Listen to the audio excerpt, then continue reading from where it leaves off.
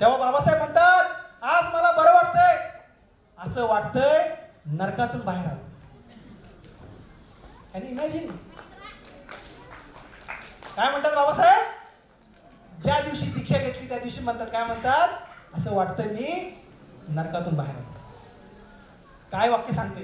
अरे आपण आलो, आपलं कर्तव्य आहे की आपल्या बांधवांना पण त्यातून बाहेर काढायचं. आणि म्हणून बाबासाहेब म्हणतात की मला या देशामध्ये बौद्ध संस्कृतीचं पुनर्जीवन करायचं, मला सारा भारत बौद्धमय करायचा आहे, हा धर्म विश्वधर्म होणार आहे, ही बुद्ध धर्माची लाट आता परतणार नाही.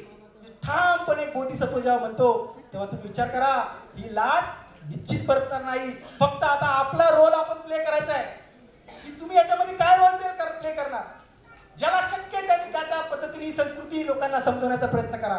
समजून घ्या काय आपली संस्कृती आहे. आपली संस्कृती हे नाही व्हाईट कपडे घाला, हे करा, ते करा, तसं बसा, असं बसा. आपली संस्कृती काय शिकवते? तुमचं जे मन आहे त्याच्यामध्ये मैत्री भरा, त्याच्यामध्ये करुणा भरा, त्याच्यामध्ये मुदिता टाका, त्याच्यामध्ये उपेक्षा भाव उत्पन्न करा. हे शिकवते आपली संस्कृती.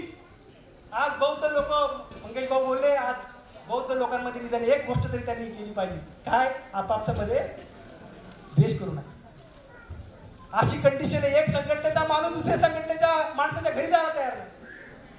तो आरपीआयचा आहे, तो बौद्ध महासभेचा, तो आमका आहे, तो फलाना, अशी अवस्था बौद्धांची. इतका द्वेष आपल्या मनामध्ये भरलेला आहे. आणि असं असून पण आपण स्वतःला बौद्ध म्हणतो. बौद्ध होणं ही कुठली धार्मिक प्रक्रिया नाहीये. बौद्ध होणं कुठली कर्मकांड नाहीये. बौद्ध होणं म्हणजे दुःखी माणूस सुखाकडे जाणार.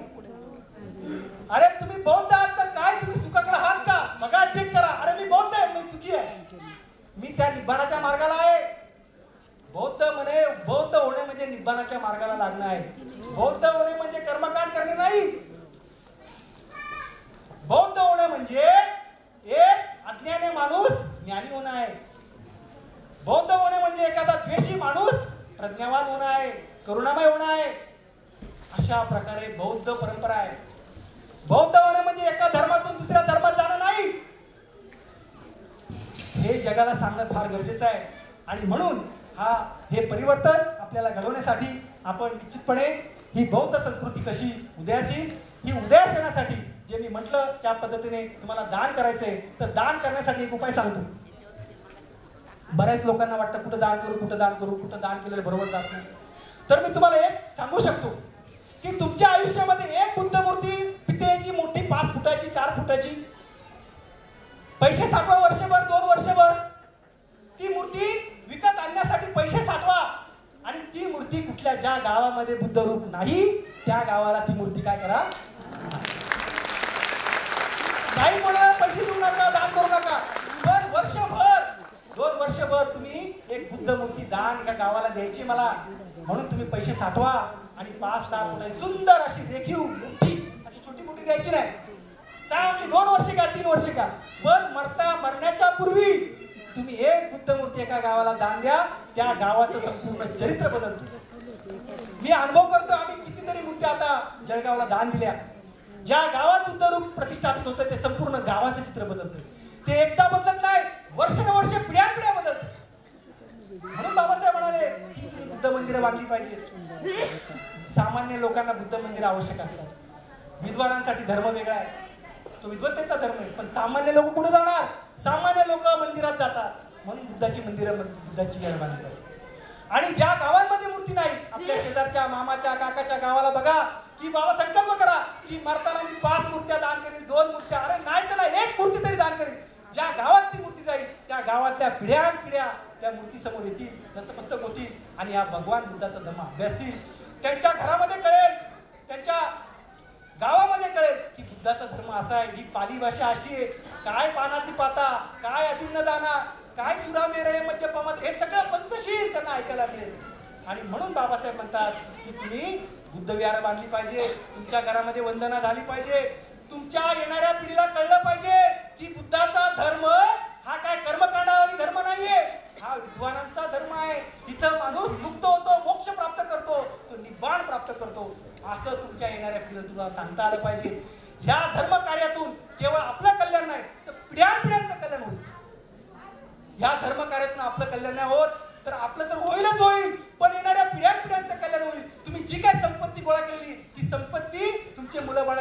असतील माहीत नाही, पण जर तुम्ही बौद्ध धर्माचे संस्कार त्यांना दिले, ही संस्कृती त्यांना सांगितली, तर निश्चितच तुमच्या पिढ्यानपिढ्यांचं कल्याण होईल आणि लोक अंधश्रद्धेकडे जाणार नाही, ते खऱ्या अर्थाने निब्बाणाच्या दिशेने जातील. अशी या संमेलनाचा जो प्रमुख संदेश आहे, तो संदेश मी आपल्याला देऊ इच्छितो. तुम्ही इतक्या शांतपणे ऐकून घेतलं. बागुल साहेबांचं म्हणणं होतं पंडित साहेब सगळ्यांना जेवायला दिलं पाहिजे, पण आम्ही व्यवस्था केली होती जेवण्याची, पण या हॉल आम्हाला परमिशन देत नव्हतं. एवढं असून सुद्धा इतका वेळ झाला, तुम्ही शांतपणे ऐकून घेतात. खरंच तुमचं सर्वांचं मी अभिनंदन करतो. इतक्या मोठ्या संख्येने तुम्ही सगळे जमलेला, आपलं सर्वांचं खरंच म्हणजे तोंड भरून मी अभिनंदन करतो की आपल्या समाजाची भूक आहे, जशी पोटाची भूक आहे तशी विद्वत्तेची पण भूक आहे. ही भूक आम्हाला इथं दिसली. निश्चितच आपण लोक या येणाऱ्या कालावधीमध्ये खूप मोठ्या प्रमाणात या संस्कृतीच्या प्रतिष्ठापनेसाठी प्रयत्न करणार आहोत, अशी आशा करतो. तुम्ही या कार्यासाठी सहभाग द्यावा, ज्या शक्य होईल त्या पद्धतीने, नाही समाजाला तर आपल्या कुटुंबाला तरी आपण त्या दिशेने घेऊन जा अशी अपेक्षा करतो. आपलं सर्वांचं कल्याण हो, आपल्या सर्वांना सुख शांती लाभो, आपल्या परिवारामध्ये हा बुद्धाचा जन्म वाढो, आपल्याला निब्बाण प्राप्त हो अशी सदिच्छा व्यक्त करतो आणि सांगतो. भवतु सर्व मंगलम, भवतु सर्व मंगलम, भवतु सर्व मंगलम.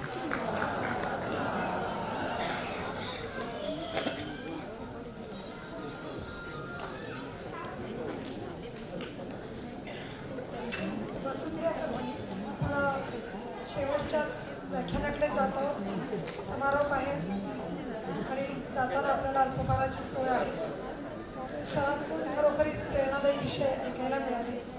सर म्हणाले त्याप्रमाणे सर्वांनीच विद्वत्तेची भूक काही अर्थाने भाषण केलेलीच आहे. याच बौद्ध संस्कृतीमधला अत्यंत महत्त्वाचं शील जे आहे उपवसनशील, त्याची ओळख म्हणजे बौद्ध व्यक्तीची ओळख या उपवसनशीलाने सुद्धा होती. हे शील किती महत्त्वाचं आहे याविषयी प्रबोधन करतात उपासक अनिल बागुल सर, राष्ट्रीय उपाध्यक्ष.